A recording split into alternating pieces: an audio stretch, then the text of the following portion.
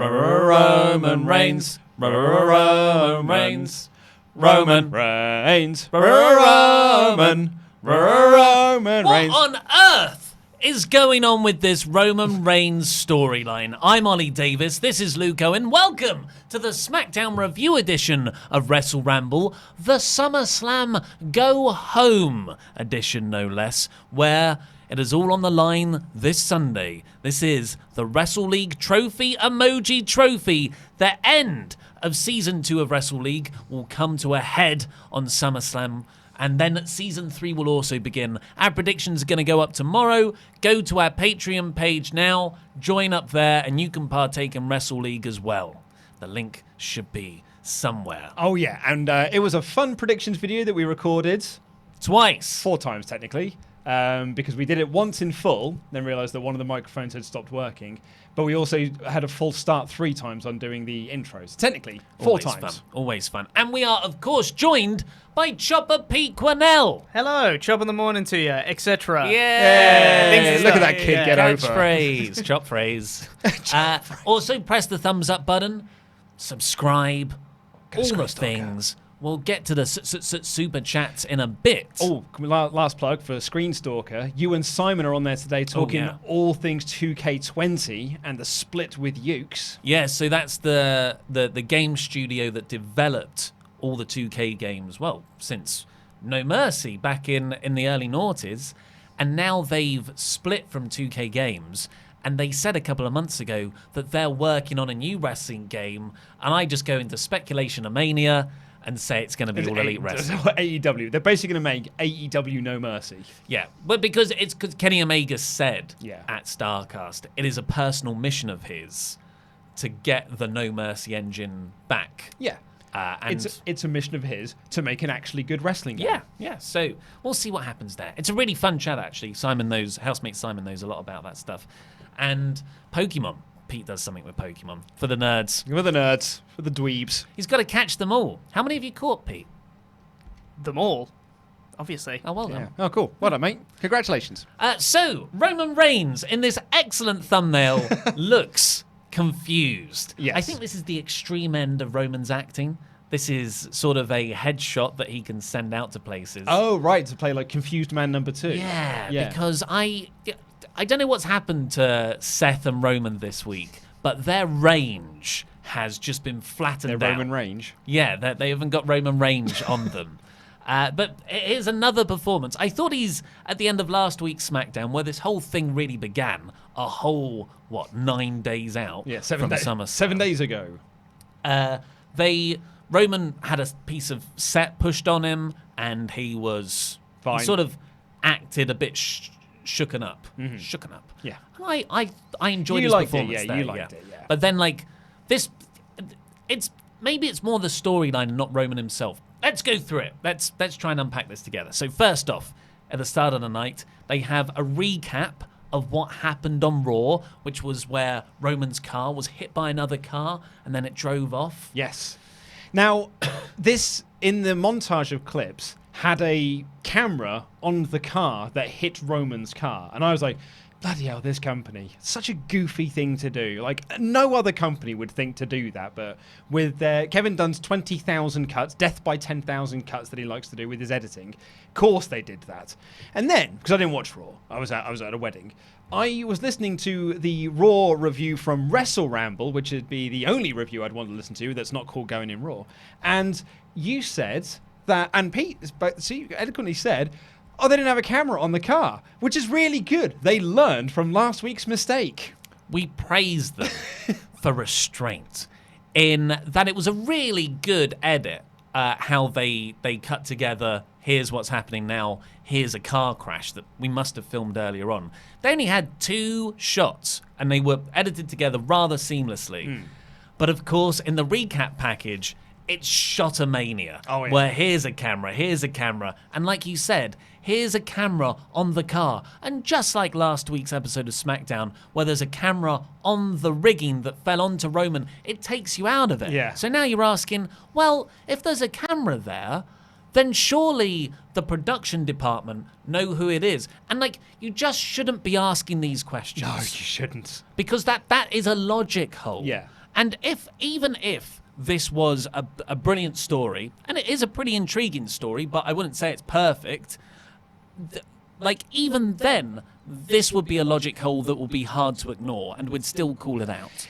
You compare that to the ending of Survivor Series 1999, where Steve Austin got run down. Compare the two together, and it's night and day. It's night and day. One of those looks very, very real, and one of those is very, very memorable. The other one looks hokey and we just find ourselves asking more questions than we need to. So anyway, that's just WWE's way, though. It is what it is, unfortunately. And then after that, we get a backstage interview with Kayla Braxton, and Roman is like, in quite a good performance, I would say. He's sitting down. I thought it was really good. Yeah. Especially because he apologized to Samoa Joe. Yeah, that was cool, yeah. He said, I know it wasn't you, obviously. I didn't like the line, the attack is affecting his life. Cool, good line. And his ability to provide for his family. I'm just like, why is it always about that? Yeah, it's a Vinceism. But then he says, I'm going to get answers tonight. Yeah. And then later on in the show, right in the main event. A little bit of a shout out to Kayla Braxton of her great interviewing skills. Because her first question was about, who attacked you. Her follow-up question was, do you know who attacked you? Just investigative journalism at its finest. Well, Good sometimes work, Kayla. you just got to keep asking those questions. But who was it? In the main event was the New Day versus Daniel Bryan and Rowan in a tag match. Yeah. And they've got great chemistry together. Haven't they just? Yeah. We'll talk about the actual match when we do the full review. But at the end, so it ends in a DQ, Rowan uses the steel steps, and Bryan and Rowan start to beat down the New Day. Then it cuts backstage to Roman Reigns, and he walks into the locker room, and he's like, everyone out. Not you, Buddy. Yeah. And it's Buddy Murphy. Oh my God, Buddy Murphy made it to television. I know, and not just in the background of a shot. Because he did just step forward and go like, I think you're brilliant, Shane. I love you. Because a lot of fan speculation from last week, Buddy Murphy could be seen in that SmackDown attack angle on Roman at the end of last week's show. Which got me very, very excited because I was like, man, what a heck of a push. I just assumed it'd be someone who's already established, but actually, yeah, let's use this storyline to create a new star. He could easily do it. He's not being used at the moment, so maybe let's make a new star out of it. But instead... It's Rowan. And yeah. So Roman sort of like... In a really awesome response, Buddy Murphy just stands up and says, I do know it was, but I'm not going to tell you. Well, he said, even if I knew who it was, I wouldn't tell you anyway. Right. But Roman's like, okay, yeah, so you do know then. And then just starts throwing him around like he's a little rag doll. And then like pushes him up against the wall with like a, who was it? And he says, it was Rowan. I didn't see Daniel Bryan, but it was Rowan. And Roman Reigns here, I thought was really quite cool. And I wish this is what they did with him before, as like kind of this badass. This was good badass Reigns. But then it cuts to the ring, where Daniel Bryan and Rowan are just standing there. Watching the screen. Last time we saw them, they were beating up the New Day. Oh, yeah. So, okay, that's fine. That's been resolved. But they're just standing there, quite gormlessly, very, like, in a line, power watching Roman Reigns do this. And... Bryan's expression is one of confusion, maybe guilt. Very hard to read, I would say. You could interpret his facial expression many ways. Yeah. Rowan's, however, was just like, and what, son? Yeah. And he was like really like quite confidently stood up tall and just staring defiantly. Well, I say in my review that it was Buddy Murphy says it was Rowan. I said it was, and it was, as reported, Daniel Bryan and Rowan. Well, it was Rowan, although Bryan didn't look that surprised when he heard the news. But he didn't look like he knew what was happening either. No, but he also didn't act to be like, what? It was you. Like, look at his friend and say, like, was it you? He literally just sort of wasn't really looking at anything. Yeah. So, I didn't hate this. No? I actually quite liked it. Thumbs up from me. I thought it was a very intriguing way to end the show because it's not like, this is just too stupid now. It's like, oh, okay, it could be Rowan. It could just be Rowan acting on his own accord. It could actually be Bryan masterminding this whole situation. I just, go off on a tangent. Luke Harper's coming back. He's working for The Fiend. Rowan's going to join him. Bryan and Roman and Samoa Joe have to team up in a super combo on a 3-on-3. But this is a good angle to have 2 weeks ago. This is not a go-home angle to something that's going to set up a match this Sunday.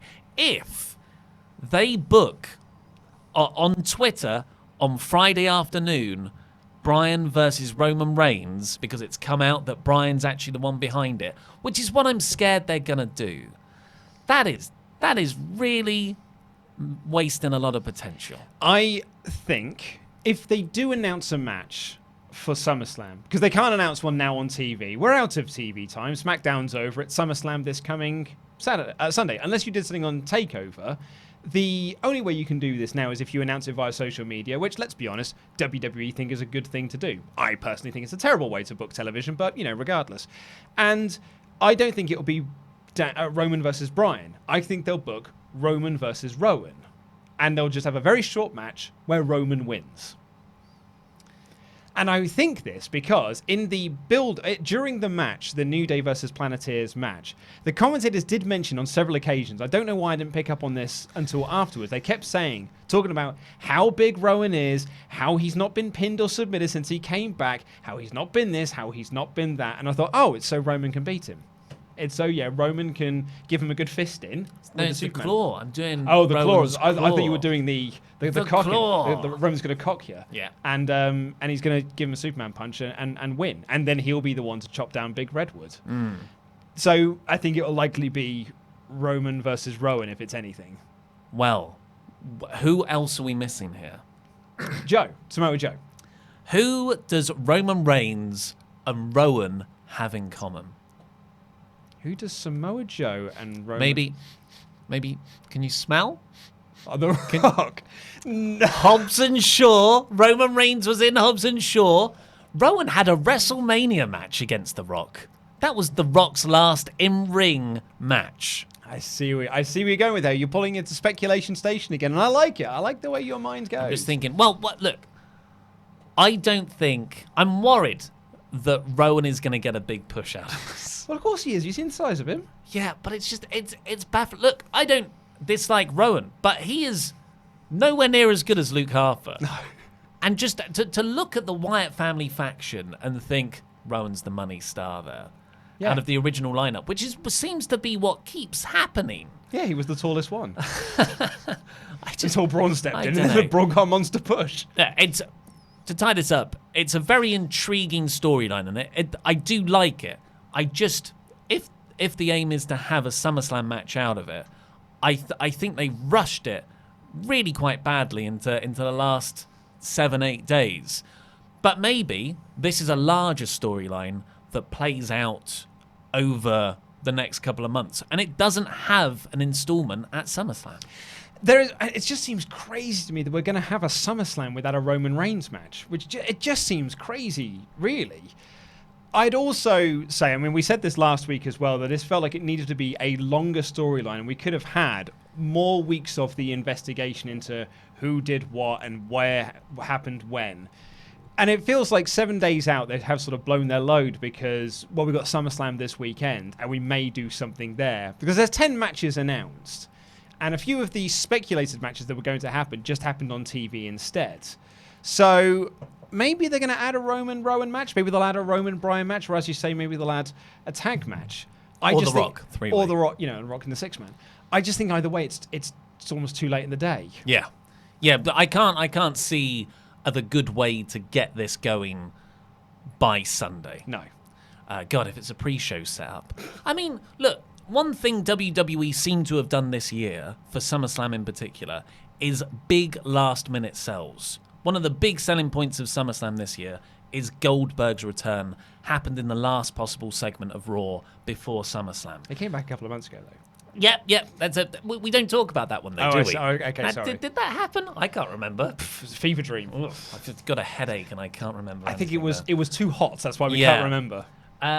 And maybe a crazy part of this is let's set it up, announce it all as a hot kickoff show angle, and see how many network subscribers come in off of that. That's actually not the worst shout, yeah. Which is not. It'd be a very interesting way to really do a last minute sell for conversions of pre-show into the network. Yeah, you're absolutely right on that one. I didn't consider the pre-shows. Actually, that's a really good shout. So we'll see what happens. Maybe they'll tease a Rowan confrontation, or Daniel Bryan will announce his thoughts on the situation. But either way, I still think it's a bit rushed. Let's see what you guys think on the Super Chat. We've got quite a lot already, which is great. People are very active. First one comes in from the headmaster, Jonathan Hedman. I had to think of his name there. Do you think Yellow Jacket is still alive in the microverse? Sorry, that was meant for the Screen Stalking stream. Do you think that WWE at Survivor Series is going to be the Samoans versus Team Earth and 2 others? If so, who? Ooh. Oh, of course, the Usos. We forgot to mention those within this potential unit. So Roman, Joe, Usos. You got 4 there. Versus Bryan, Rowan, Fiend and Harper, and Braun Strowman. Well, I was going to say Heavy Machinery, so maybe your answer's better than mine. Yeah. I don't know. I don't think that's a Survivor Series feud there. Tom Goran says, Bryan versus Roman. This must mean New Day will split. Big E heel turn. Big E's turning heel. He's got to. We got one from KJ that says, so much for that Buddy Murphy main event push. Yeah, I thought he made it look a bit of a chump, in all He got fairness. pushed into a wall. There you go. That's a good joke. Hey, he's getting the rub. He's getting the good rub there of his face into a wall. Yeah.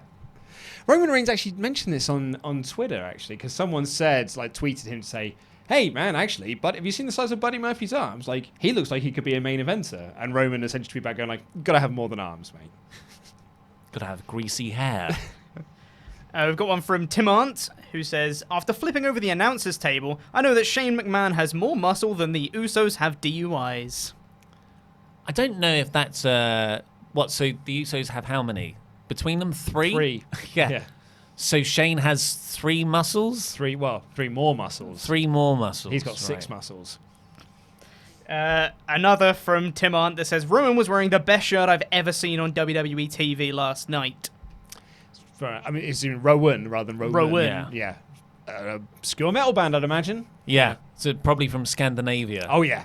I do get a kick out of a lot of people loving Rowan's shirt choices. Oh, yeah. I don't know. They all look the same to me. They don't pop me as much as Shayna Baszler and Killian Dane. Killian Dane returning to NXT in a Tool t-shirt. I was like, well, he's not the best wrestler ever. When someone wears a Weezer shirt, that's when I'll take notice. Graham Scrivener, not Scrivener, that I was saying before, says, hello guys, hope you're alright watching SmackDown then G1 Climax later. Also, is New Japan hotter than the 3 other companies of WWE, Impact, and Ring of Honor? They're not hotter than WWE, I would say. I wouldn't say they're hotter than AEW either. No. I mean, like, AEW just sold out last Friday, their first TV taping. Yeah. I think, critically... They always are. The G1 is putting on... It's probably the best tournament ever again. Yeah. And beating last year's. Yeah, and in that circle, that small circle, New Japan do have the most momentum, but overall, no. I don't think they do. And then this will just be the last one before we get on with the rest of the show. We've got Mickey the Time Lord said, morning gents, here from the US, and I love what you're doing, and you both have relaxing voices. Thank you! We thought of the same joke. know, yeah. Jinx. Right, so SmackDown jinx. started with Charlotte coming out, who is now referred to, even by the babyface commentators, as the Queen of All Eras. Oh, God, a terrible name that is. Which, look, that's a good heel name because it makes you have that response. That was heat towards Charlotte. So only let Corey Graves say it. Yes. Yeah. If she calls herself that. Like Shane McMahon calls himself the best in the world, but the babyface commentator doesn't say it's the best in the world, Shane McMahon. Yeah, and look, the whole story of this match is it's Trish. Like, this all eras thing hasn't been decided yet. The babyface commentator should be saying, well, I'll challenge that because we've still got Trish Stratus out there. She still looks good in the ring. Yada, yada, yada. Nonsense. So it's a classic thing of it minimizes the intended heel heat because the commentators condone it or the referee's looking right at it. It doesn't give the same reaction. Yeah, but she came out to got a fairly decent promo. She said that everyone sees greatness whenever she steps in the ring. She puts over Trish Stratus, but says that she's only come back because she's jealous of Flair. And to demonstrate that, here's a video package of my highlights. And I was like, hey, this is clearly a video package that she has made, so I am totally on board with this. And then the video package shows lots of crowds and cheering and WrestleManias and whatnot. And then it's lots of shots of Trish, and the commentators going like, Trish Stratus is great. She's sister, blah, blah, doo-ba-doo-doo. And then like, hey, Trish. And Charlotte's in the ring looking T.O.'d. And it was pretty good, actually. And then Trish comes out to essentially say, yeah, I played that video package. I liked all of that. I liked all of Charlotte's stuff. She's such a good promo.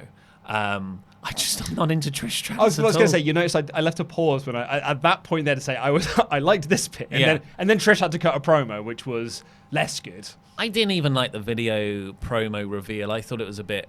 I thought it was overproduced. WWE overproducing I know, something. right? I know. What a shock. But Trish walks out and she just cuts.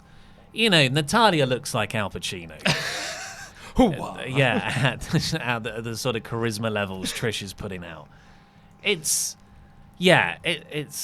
Well, okay. I don't know what's happened. She used to.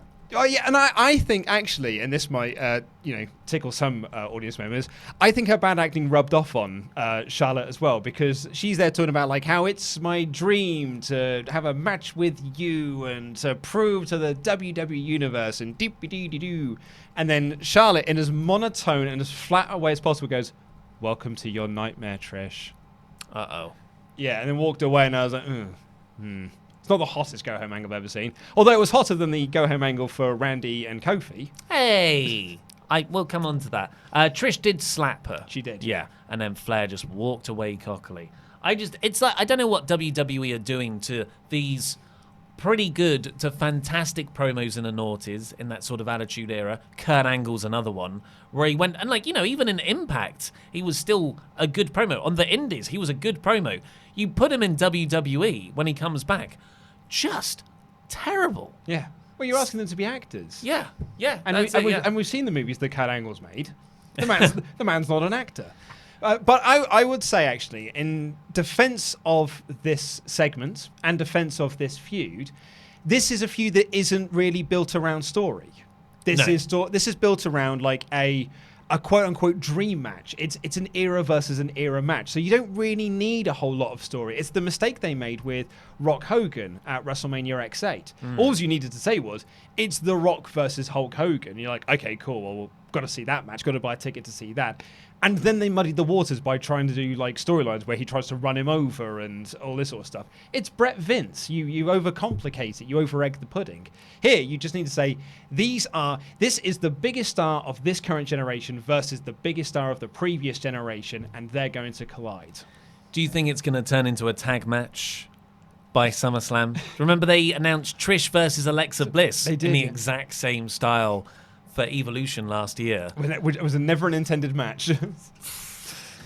After this, speaking of Legends matches and sort of nostalgic, rather arbitrary returns, we get a recap of Dolph Ziggler and Goldberg and all the stuff that happened on Raw, and then Goldberg's music starts. Yeah. And how they should have done, in my opinion, on Raw the previous night, they cut backstage. There's a bunch of guards around the locker room door. They knock on the door. It's Dolph Ziggler. See, I agree with you to a point, but for me, they shot their load early because they announced that Dolph Ziggler was having a match next. And then on the door, it had Dolph Ziggler's name. Oh, I didn't even register that. So when it said like, oh, Dolph's got a match coming on next, and then the music hit, I was like, okay, so it's Dolph trolling then. This worked me very well. And I don't know how I didn't see it coming because of those very obvious things you just said. Yeah. And also, it used to be Ziggler's gimmick all the time. Yeah. But he came out with beautiful hair. Oh, his hair at the moment is... It's tremendous. It's beautiful. It's gorgeous. Straight and blonde. Yeah, really, really pretty. He's a pretty guy. And then Dolph comes out for a match against Ray, but it never really gets started because Dolph hits the most devastating super kick of all time. And Ray just doubles over and can't move. Yeah, and then he sort of beats him up on the outside and then gets in the ring to say that he's just ended a legend. He's going to do the same to Goldberg at SummerSlam. And then Prince Ali, handsome as he, runs down to make the save. And then they had a match. And this might have been my most irritable thing on this episode of SmackDown. Actually, I wasn't the biggest fan of this episode. I didn't think it was a great episode overall anyway, but as a go-home show for SummerSlam, I thought it was a bit of an epic fail. Yeah. This in particular, though, really, really wound me up. Because since Ali made his return, or has been making his return with all of his promo packages, they have been building and building and building, talking about him going back into that WWE Championship picture. Randy Orton keeps mentioning his name, being like, he should be in your position, but he's not because of me.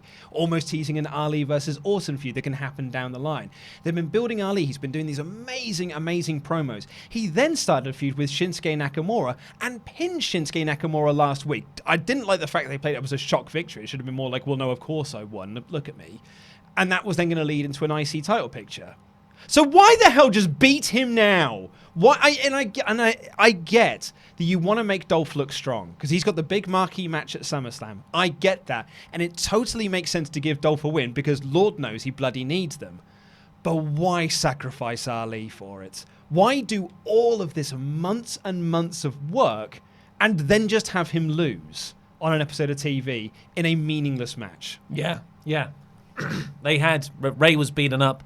Ali runs down for the defense, straight to ad break. So the large portion of this match comes in the sort of split screen ad break thing. And it comes back. Ali gets one move, but Dolph wins in the end. So it doesn't do anything for Ali at all. Nope. Arguably does call him off somewhat. And I mean, I'm just Pritcharding it here. I reckon in their heads they think, well, Dolph's facing Goldberg. This is good for Ali. Oh, yeah, maybe that's a way to Pritchard it, I suppose. Which I completely disagree with. There's 100 people, literally, the amount of people on WWE's roster that could have just given Dolph a good victory. You've got a decent Apollo Crews back there, who could have easily filled in this role and wouldn't have had the damage then that's done to Ali. For me, I thought it was a terrible decision to make. There was also a moment in there as well where he does his roll through X Factor that he does, and they made mention to the fact that it's a nod to X-Pac, who's one of Ali's favorite wrestlers. And I wondered if this was them taking a shot at Taz, because you see all the stuff with Taz on Twitter. Yeah, it was someone took his. Well, Dijak asked on Twitter, "I want to use the Taz mission as a finisher. Is that okay?" And Taz went on this bizarre little rant being like, why'd you ask me on the Twitter machine? Why don't you come ask me in person? And made this big deal out of it. And X-Pac just like, mate, it's not really your move. None of these are our moves. And then, and then Ali was just like, mate, take the move. I think it's great. Yeah, he's... Taz is a prickly fellow. Just... but then we got a run of which was pretty much, here's what happened on Raw. Oh, yeah. So we got the Reigns car crash recap. We got a Seth versus Brock recap of that lame angle. It was 30 minutes into the show. We had 3 recaps of Raw. Then we got the Reigns interview with Kayla Braxton that we've already talked about. Then we've got the Harley Race video package. Which was lovely. I just... WWE so clearly thinks that they have 2 distinct audiences for Raw and SmackDown. That they are the same people. It's a Venn diagram. There's just less of them. Yeah. And it's like when they would replay Firefly Funhouse on SmackDown.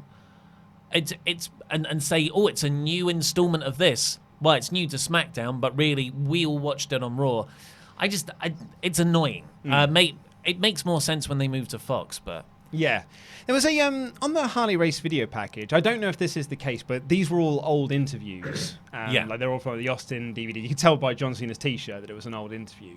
But some of them I thought might have been relatively new, because there was a story a couple of years ago that WWE just filmed a lot of interviews with legends within the business about wrestlers who are going to pass in years to come. And essentially just talk about their career, and then we can use it in memoriam videos when the time comes. I just wondered if a few of those were from there, because the Jerry Lawler one felt like it was. Yeah, it probably is. That's standard practice, really, with most media organisations. Oh, yeah. Like the BBC have just a rolling obituary tape for Prince Philip. So it's ready to go as soon as he eventually passes. They had a video already, always ready to go. This is a story that I heard firsthand. I always had a video ready to go and a contingency plan in place should Bruce Forsyth die during Strictly Come Dancing. Yeah. Wow. Yeah. Next up, we got Ember Moon versus Natalya. An interesting piece of matchmaking. They're both the number one contenders for their respective brands' titles. Interesting in that neither of them can lose. Yeah, well, that's fine. I'm not against it. Just have a DQ finish. I don't know, man. Why would you book yourself into this corner? I think it can work. On paper, I think that's a good draw for a go home show. Here's the two people just come up with a creative finish. I'm not against Natalya winning via DQ either, like just a sharpshooter on the outside. What I would have preferred though is this match to go like 10 minutes, at least 10 minutes. And Natalya and Ember Moon are both kind of baby facing it up. Yeah. They have a really good showing. And then you're like, oh, I want to see them both fight for the titles independently. Natalya just sort of snaps at the end. And that's when she gets the sharpshooter DQ loss. It was a double count out in the end, is how the match actually finished. And then Bayley walks down and helps up Moon. But then Moon shoves her off. And that's how you build that story. That's how I would have done it. I'm not against the matchmaking at all. What I am against is them making the match, it going 30 seconds, and then it just finishing with the Natalya DQ. Or sorry, the double count out.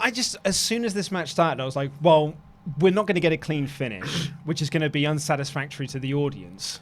And it's not going to make either of them look good. And it didn't. And neither of them looked good coming out of this, particularly Ember Moon, who I thought looked pretty rubbish. Yeah. She coming got out the of worst deal. Yeah. She really did, because she essentially got laid out by Natalya and then helped up by the person she's facing for the title this coming Sunday. And that's 2 weeks in a row now. You went from her laying out Charlotte Flair and Bayley on her own, and she outsmarted Bayley in the process, to then being beaten by Alexa Bliss for no reason whatsoever. And then, being effectively beaten up here. So she looks crap going into her title match this Sunday. I'm not sure how you could possibly care about these two fighting, other than they're both great wrestlers and they should have a really good match. The story they've told around this has been absolutely awful. Yeah. Then we got the KO show with special guest Shane McMahon. This picked me back up on the show. I was really down on SmackDown at this point, but this really picked me back up. When Shane McMahon came down, I thought, God, I haven't missed you.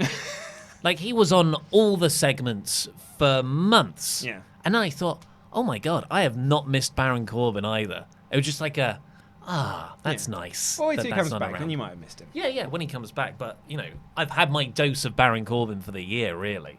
But Shane McMahon comes down and he makes Greg Hamilton do the best in the what. But KO grabs the mic off of Greg, and KO just effectively challenges Shane to put his career on the line too. But, and I love this, Shane just looked at me and was like, why? Yeah. Why would I do that? I've got no reason to do it, so no. And it was great. I thought it was really, really smart stuff from Shane. But crucially for me, it plants the seed that Shane's career could be put on the line at some point, which is something the fans want to see. I thought it was a really, really smart bit of just here's a little seed, here's a little bit of nugget. This could happen at some point. It's not going to happen now, but it could happen soon. I thought it was really smart stuff. And Shane also listed all the ways he can beat KO. Why would I put my career on the line? I'm going to beat you. I could beat you with a submission. I could beat you on a pin. He said, I could beat you with the most devastating submission, the triangle chokehold. And then he said, very interestingly, I could beat you if you get yourself DQ'd. And then, Elias could just run in, punch Shane McMahon. Yeah. And then KO's got to quit. Yeah. But that's kind of what happened here. KO said Shane doesn't have any balls, and then dropped his mic like that was a big thing. It didn't really land. Well, I think in the McMahon world, that is the big thing. Ooh. That's the biggest insult, is you don't have the balls. The size of grapefruits. The size of grapefruits. And Elias jumped in, hit KO, but they brawled outside. Owens stunners Elias on the desk, but then Shane gets on top. He's beaten on Owens, and devastatingly crushes none of Kevin Owens. under the commentary desk. Well, no, but I thought the steel chair to the Yeah, that face was cool. He then put a steel chair over Owens' face and hit a running drop kick into it. Wasn't quite like a Chris Sabin hesitation drop kick. It was more of a sliding with style. Sweaty slide. He just went, whoa! But I really liked this. I liked everything about this segment, and I thought it was. And this was there was not a lot to say about this on the show, but it was a hot go home angle for the pay per view. Yeah. And they saved the biggest one till last. Yeah, because I sort of was into Owens potentially losing there, like the way Shane stood on top at the end. I don't think that made Owens look weak at all. Yeah, it was a 2-on-1 disadvantage, and now I am worried that he will lose. I think he will. Yeah. Spoiler for my predictions tomorrow, but yeah, I think that Shane's picking up the win. Then we got Sami Zayn coming out, which was kind of laughable because Zayn's not friends with Owens anymore. One of their face and heel now, so they can't be friends anymore. But there was never any on-screen breakup between the two. No, but you're not meant to remember that. Sami comes out. Like Goldberg returning for the Super Showdown. And he cuts an in-ring promo about challenging Aleister Black. He said Black's not accepted his challenge yet, and lists the reason why. But then Aleister Black's music hits, and I was like, awesome. This is very cool, because either we're getting the match set up for SummerSlam or they're going to have the match now, which you and I have talked about a lot of times in this show. Oh, yeah. That's a good thing. Like, you build these storylines on TV, and then you have the payoff on the go-home show to try and get people excited about other potential feuds ending at the pay-per-view. So I thought this was a big thumbs up. The problem is that Aleister Black cut his promo from his, creaky little door entrance thing, and it looked stupid. I just feel like WWE, it's a problem that WWE think they can put a camera anywhere. Even on the front of a car. Like, some camera positions look stupid. And yeah, this was one of them. I've seen a few people online say it was good, but only from a goofy way. Like, oh my God, I love pro wrestling. That was so silly. Yeah. I respect Black's seriousness a bit more than that to get a goofy kick out of this segment. Yeah, that works if it's our truth. Yeah. But it's Aleister Black. You're meant to be taking him seriously. Like, if The Fiend had done it, then you'd be like, well, now The Fiend looks a bit goofy. Exactly.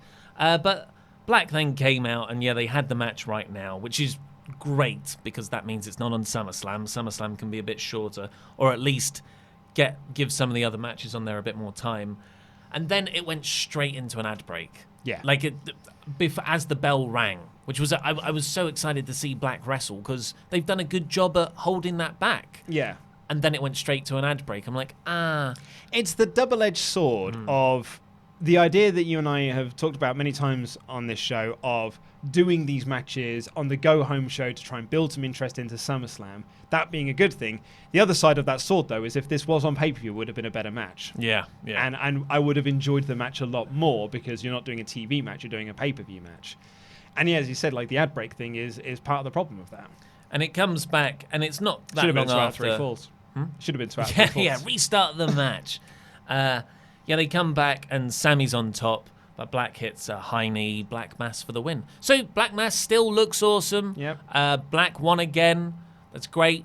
But it wasn't super amazing. No. Yeah. Shelton Benjamin's back doing his creepy staring gimmick. Possibly going to be Not creepy. Going to be inserting himself into the 24/7 title picture. That's what he was asked about. And he looked around with his cheeky eyes and then went, well, and then walked off. I like it more when he's animated sliding off. Yeah. I don't know.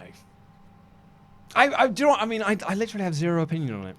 I forget that it's a thing. Oh, yeah. Yeah. And then it comes back, and I'm like, I still have no opinion on it. After this, we got the Firefly Funhouse. Well, before that, New What Day, did I miss? New Day were walking backstage, wasting water for fun. Oof. And it was Big E just opening up bottles of water and just pouring on himself another plastic bottle of water, pouring on himself another one. And Woods is there just handing him these plastic bottles of water. And I thought, there's a reason why Daniel Bryan hates you guys. Yeah. Because, honestly, I'm with Bryan. Yeah. Yeah, run people over. Drop pieces of set on them. Hey, man, that was Rowan. After that, we got Firefly Funhouse, which was Huskus the Pig Boy, which is the pig puppet of the gang, gorging himself on sweeties and chocolates. Candy from our American viewers. Oh, yeah.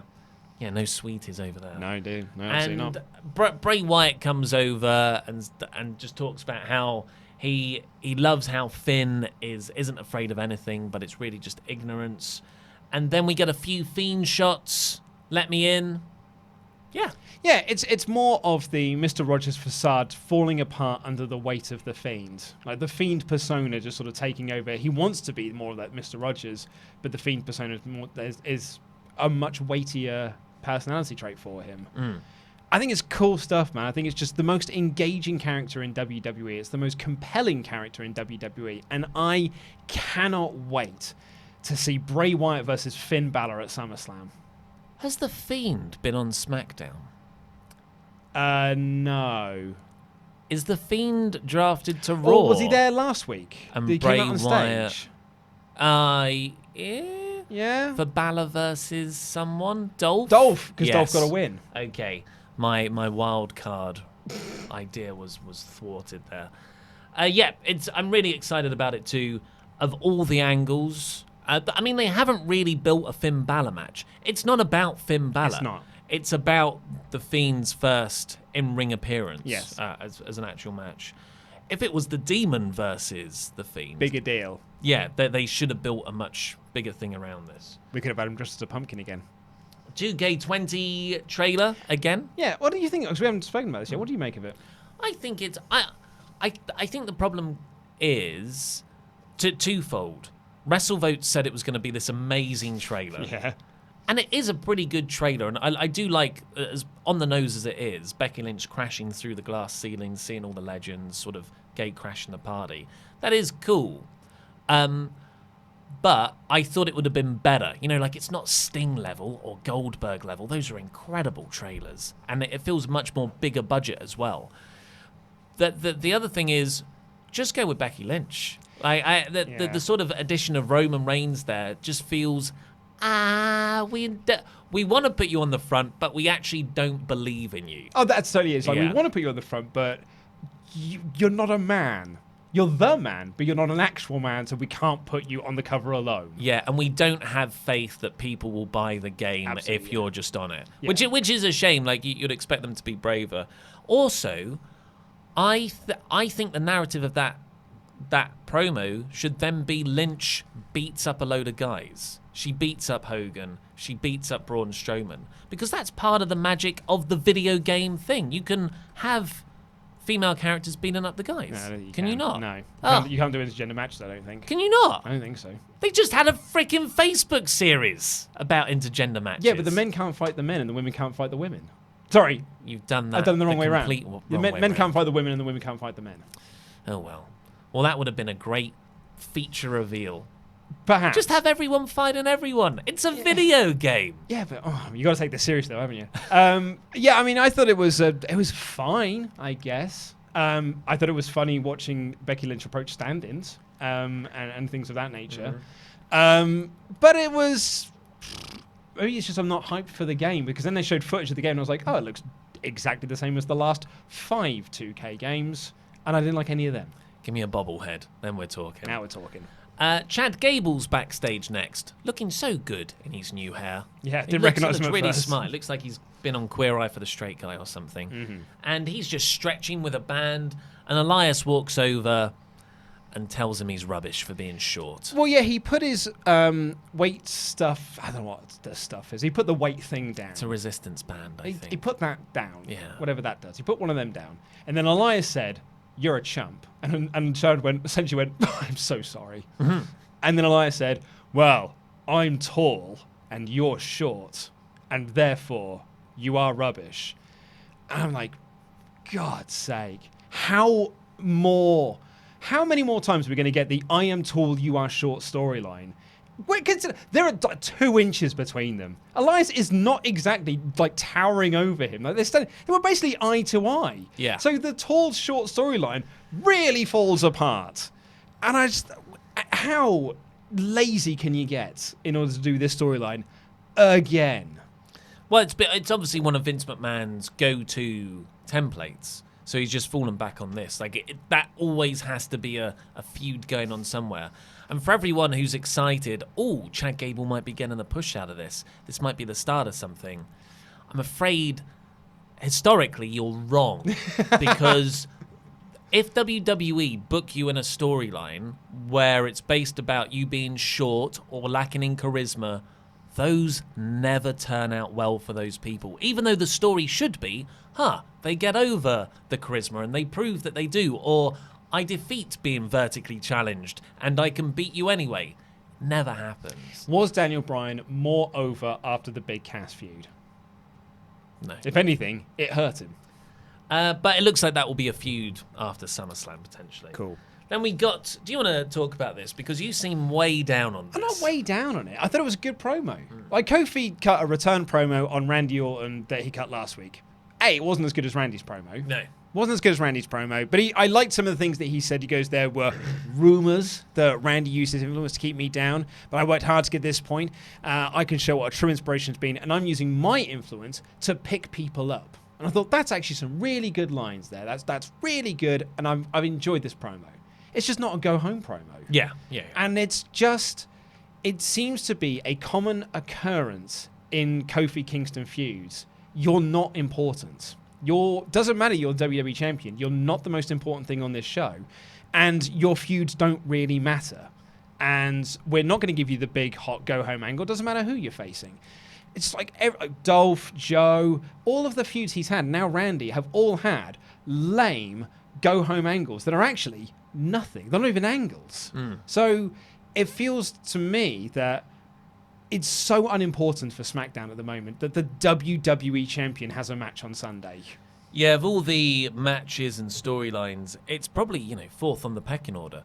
Owens McMahon is bigger than this. Yep. Reigns versus Bryan, not even a match on Sunday. Way much bigger. Trish and Charlotte. Yeah, at least they got an in-ring segment together. With some multiplication. Finn versus the Fiend. Finn versus Fiend. Finn versus Finn.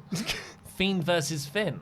All of those things. So I really liked this interview format. Makes it feel more serious. Feels like there's a lot of context there because this is stuff they're playing off of that was 10 years ago. And I agree the autumn one was better, but I'm glad Kofi got a chance to answer it. But yes, have these two play out a week earlier and then have an actual hot go-home angle. This is 2 weeks ago. They need, and you look back at the angles that those two were doing in 2009, they were like big-time backstage angles. They were doing like big feud stuff. Yeah. And here, all they've done is they've just said some words at each other, and now they're having a match.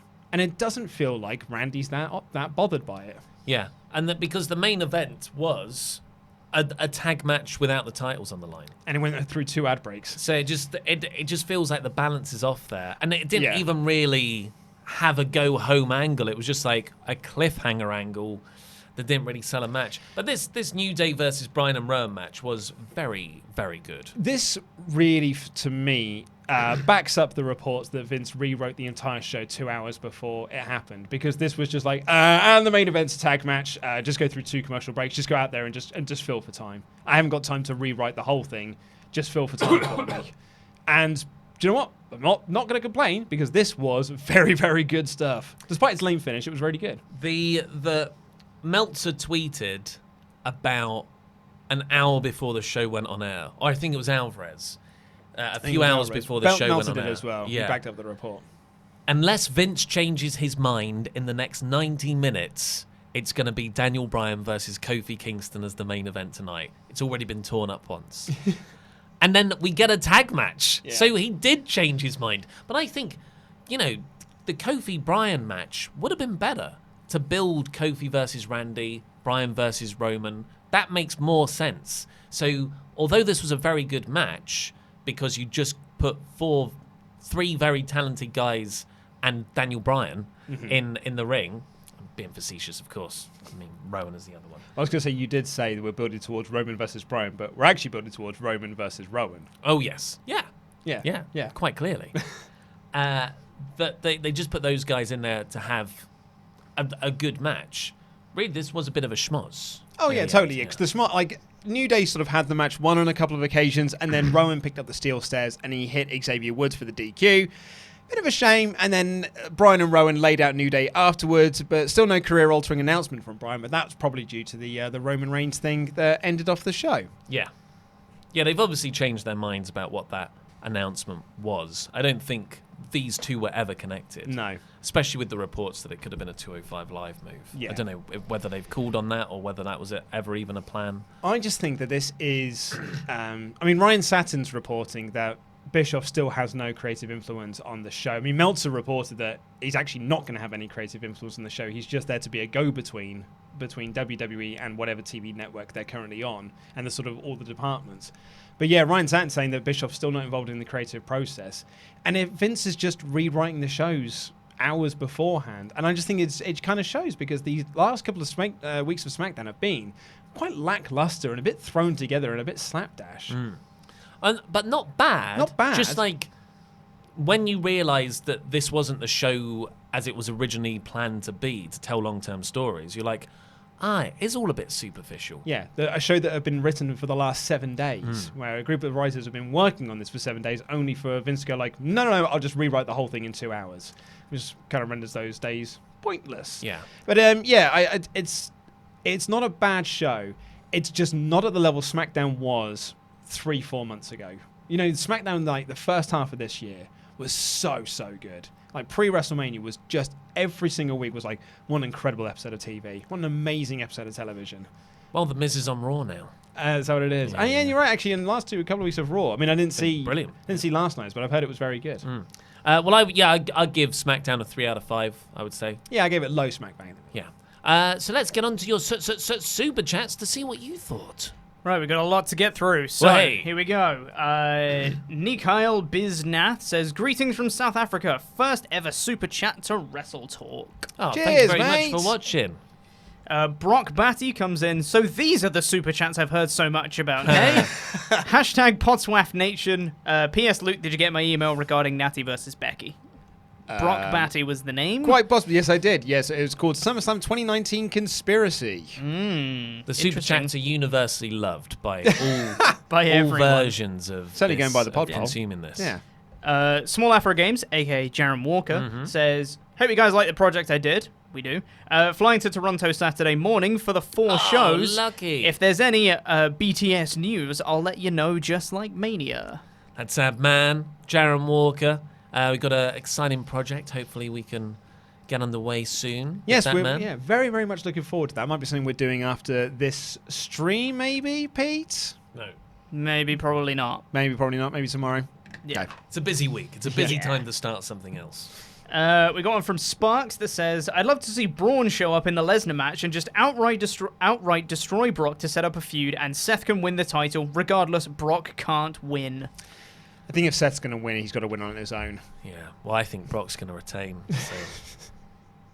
So. Rex Joseph Calmerin says, Dolph's beautiful hair is back. Oh, it is. It is stunning. Oh, yeah. I want to stroke it. Mm-hmm. I bet it's still warm from the straightener.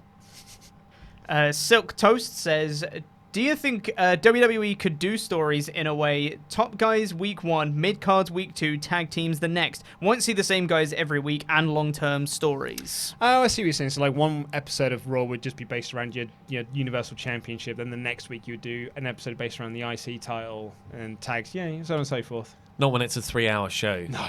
No, I think you should have variety, but you should cycle people in and out to not overexpose people, but don't focus in on one thing for a whole episode. Keeping Baron Corbin off TV for the last month has been very good news for Baron Corbin.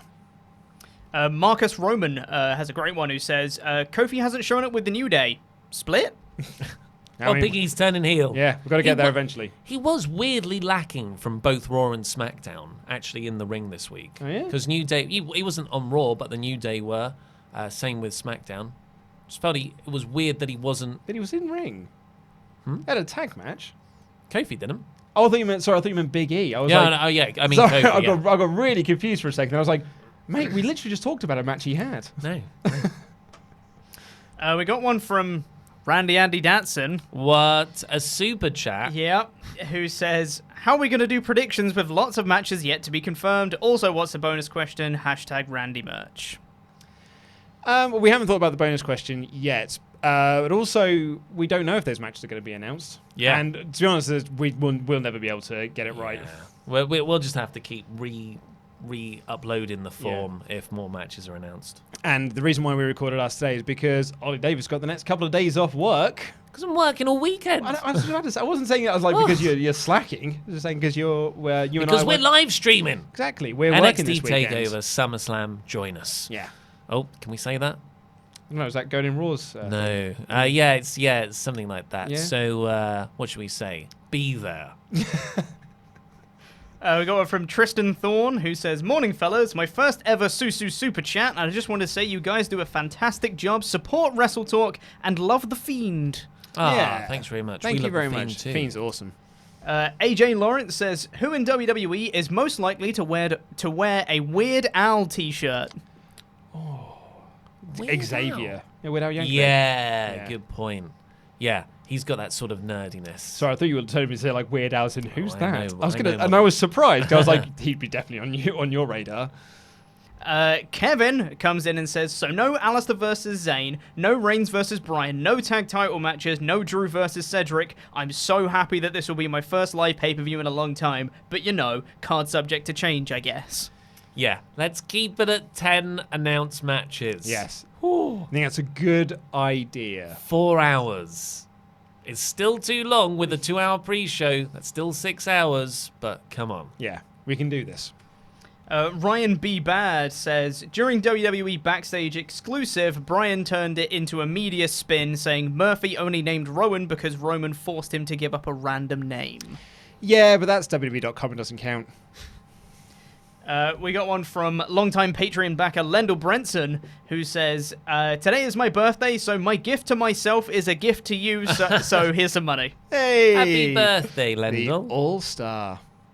Ryan B. Bad again comes in and says, "Charlotte was not a good promo, was way too stiff. I thought Trish's promo was better in that exchange." Whoa. I mean, everyone's entitled to their opinion. I think Charlotte's a very good promo, has been for a while now. Trish was so wooden. Yeah, I've got to agree with you on this one. Justin Anzaldua says, "Long live WrestleTalk and the Joe Buki Warriors." The Joe Buki As Warriors. in Roman Reigns and Samoa Joe's new tag team. I said that yesterday. Yeah. That's good. Samoa Joe's Joe Buki Warriors. Joe Buki Warriors is good. Didn't we say like some... Samoan Summit. Yeah. Joeman. Joeman. Yeah, there's lots. Steve Wynyard says, "Scripted promos equals bad promos and wooden acting." Oh, yeah. Yeah. The scripting Definitely. is the big problem. Danny Trashman DeVito says, "Hello, lads. Long time no Susu Super Chat." Oh, hello. Hi. Yeah, hi. Nice to see you. Oh, sorry, on that last topic as well. All of Kurt Angle's promos back in the day were scripted for him, word for word. What? Exactly word for word? Yeah. Well, they just had better writers then. Maybe that's what it is. Apparently Vince used to coach him through it as well, so maybe he hasn't got the coaching from Vince to be like, here's what you need, here's how you would need to say it. I just think the house style of scripts has changed as well, because Yeah, you yeah. would never go out and just say buzzword, buzzword, buzzword. You might a little bit, but it wouldn't be... no one speaks like they do in real life now in WWE, and that's something that's changed in the last 10 That's years. true, yeah. Trish's delivery was bad, but the content was also really bad. Yeah. I'm a mum now. Graham Scrivener comes back in and says, "SmackDown looked good today. Ziggler versus Ali, Zayn versus Black were good indeed." I didn't see enough of them. Most of them were in the commercial breaks. I thought Raw had a much better in-ring wrestling show. Rons Rajan says, "So feed Ray and Ali to Dolph to build him up to feed to Goldberg to feed to retirement? And you said they don't do long-term storytelling." Psh. Wow. What, so Dolph is going to beat Goldberg? No. What they're saying is you got to sacrifice Ali and Ray to build Dolph, so you can build Goldberg further. Of course. I mean, when you put it like that. Yeah, it just He's makes got sense. a lot of mileage in it. It just makes sense. Well, yeah, I mean, apparently the word is that this isn't retirement. We're going to be seeing a lot more of Goldberg, and when I say a lot more, I don't mean regularly. It's twice a year, I think, they're going to have big Goldberg matches. Heyman loves him. Yeah, as do we. Yeah. Vandalia 1998 says, "I remember them trying to do a Roman and Daniel feud for 1 month back in 2015. Hopefully this feud will be better than that one. Hell in a Cell conclusion, maybe?" Well, that feud was designed to make people like Roman. That worked. Didn't he endorse him at the Yeah. end? Like, Bryan was like, this is actually the guy. Because essentially it was, we all wanted Daniel Bryan to win the Royal Rumble, and Roman did. And so they were like, no, we'll book a feud where Roman pins Bryan as well, and then Bryan at the end lifts up his arm and says, he's the best. And the crowd did not buy it at all. I think the heel-face dynamics would be a lot better this time, because they were both babyface, but really it was heel, but yeah. Yeah. Jack Botterill says, hi guys, just became a pledge hammer. Well, hey! Did you know Goldberg was in Looney Tunes Back in Action? Hilarious. did. Keep up the great work. I haven't seen it. Is it good? I really like Looney Tunes Back in Action. There's a really funny scene where they're sort of walking through the cafeteria and Speedy Gonzalez and Porky Pig are sitting there chatting to each other because they're not allowed to be in the movie because they're racial. One's a racial stereotype and the other one makes fun of speech impediments. And so they're basically talking about that's why they're not in the film. Yeah. Yeah. And it's Brendan Fraser, and Brendan Fraser's great. And he's a lot of fun. Maybe he's not as good as Space Jam, but, few things are. Yeah. Vandalia 1998 is back again, saying Shane versus Corbin for worst vortex of evil. Yeah, and they can both lose and both quit. Yeah. Flawless. Alex Jordan says, I find myself really enjoying Ember Moon matches when they book her right. She deserves a respected title reign. I think she deserves a respected anything. Yeah. Yeah, she's so good when she gets going. Yeah. Because I don't think she's the sort of character where she gets over in matches. Kind of like Jeff Hardy. Jeff Hardy's a bit goofy if he's just left to promos and stuff, but you do get into him when he wrestles, and Ember Moon has a similar appeal. Yeah, I think Ember Moon's awesome.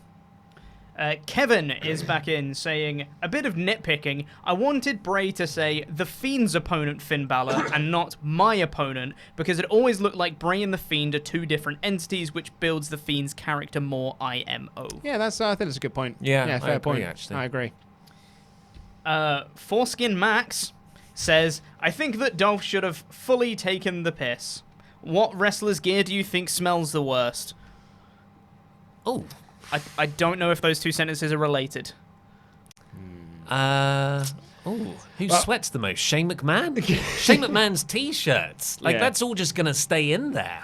I do remember watching old WWF tapes and watching people like John Tenter get people in headlocks, and you just think, God, I bet you that smells. I bet you that is not a nice place to be. Kevin comes back in and says, last super chat for today, Kofi's promo should have aired last week and Randy's promo should have been this week. Maybe. I don't think that matters so much. They both should have been 2 weeks a ago. week ago, and then you have an in-ring thing for this week. Marcus Roman is back in saying, WWE, will give you what you want. AEW, hold my beer. Yeah? Well, we'll see. We'll see. Certainly We've got see. a lot of expectation. Absolutely, yeah, we'll certainly see.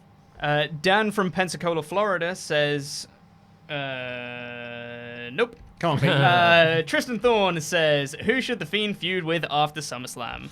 Good question. Balor, again. Well, I did build to Fiend's Demon. Yeah, there was Balor's going to take some time off, isn't he? I think it'd be cool to have Balor out for a couple of months, really sell the Fiend's beatdown. There's reports that Kane is going to materialize. I don't think it's the worst thing in the world for a quick thing versus thing and Fiend squashes him. It's the most WWE thing they could possibly do. Where it's just we've got a really hot act at the moment, feuding with Kane. Yeah, Hot, yeah, right. That always works. It always gets people over. Yeah, but who seriously? If it's not Balor or Kane, that is a really, really good question. And I'm trying to think of it. Someone who has almost been flattened out, so it doesn't matter too much if they lose. You don't want someone who's got too much potential momentum on their side. So you don't want to pick someone like an Andrade or a Cesaro or an Ali or something like that. I mean, Ali really works. I mean, like Apollo Crews or something. I mean, it feels too low league, but then Finn Balor doesn't exactly feel big time right now.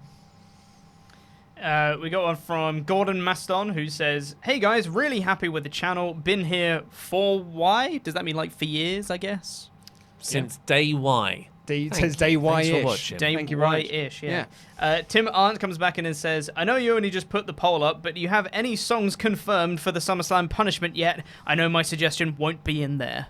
Of the ones we've seen so far, I think John Cena's Doctor of Thug Life. Thugonomics. Thug Life. Word Life. Bailey's theme with Bailey Sting is a very popular choice. It's been suggested 5 or 6 times now. Rollin' by Limp Bizkit. That's a good one. The one Billy Guns. I've got it all. Shane McMahon, Here Comes the Money. X-Pac's X Factor theme. Kazanina Ray. We'll put our Kazanina Ray is very good. Yeah. We'll put our top 5 on tomorrow's video for everyone to vote, and then the winner will get that. Yeah. Rocky Balboa comes in with a very generous donation saying, Thank you, "Hey Rocky. Luke, Ollie, and Pete, have you seen the WWE clip on the day of Raw reunion when John Cena asked if he can go to the Legends Lounge?" No, I No, haven't. I have not. No. I think it's like a behind the scenes, like making of Raw reunion type thing, like a 24 type thing. Oh yeah, they did the whole special, didn't they? I mean, that sounds like the sort of thing that would have been so entertaining. You should have put it on the actual show. Rex Joseph Calmerin says, "Just realised there's no celebrity cameo this SummerSlam." Ooh, good point. So, no celebrity cameo? Yeah, I can't think of anyone. There was someone in the crowd. You've got a lot of returning legends, though. So Goldberg and Trish Stratus together do make a celebrity cameo. I suppose, yeah. Or maybe they'll get like a really famous Canadian to be in the front row. Mike Myers. Jon Stewart might just cost whoever the main event. Yep. Why not, eh? I enjoyed that angle. And finally, it's Leslie N, Arthur Schlemmer dos Santos, and Andre Barnes. Thank you all for your donations, but with no messages. Thank you so much. Thanks very much. We've got to give thanks also to our pledge hammers on Patreon, $25 a month or more. So thank you, Ken. I'm not eligible for a case of craft beer. De Leon. Yeah, Woo! nice. Adam and the Anthony Bergeron. Yeah, Yes, nice. Nathan for you, Ford. Oh, hey! Little drummer boy, Scott Drummond. Oh, baby. Oh, baby, there he is. Andy Datson's #1 fan, Tomo. Tomo. Kratos' forgotten son, Chris Petrell. Woohoo, yes. Disrespectfully classy, Marky Blassie. Oh, yes. Blassie? Blassy? Blassie, I Yeah. would say Blassie. That's because you're posh. I don't say classy. I say Yeah. classy, Blassie. You say Bath. I say bath, Grass. grass, Yeah, posh. garage. It's all this garage music. I'm that man. Our new favourite name, Rob Steiner Recliner. Yes, nice. I was hoping you could take this one because it might mean something to you now. Today's Tom Sawyer, Meme Pride. It's a Rush song. Yes. Whoa. Yeah, you're massively into Rush now, aren't you? Yo, Adrian! Rocky! Hey. Yeah. And Bad Connection, Thomas Lagden. Yeah, Woohoo. Tom, nice one, mate. Everyone go over to Patreon now by clicking the P that's just appeared on the screen to get involved in Wrestle League. Season 3 starts with SummerSlam this Sunday. I've been Ollie Davis, this has been Luke Owen, and over there was Chopper Pete Guanell, and that was Rambling. Da-da-da-da, Roman Reigns.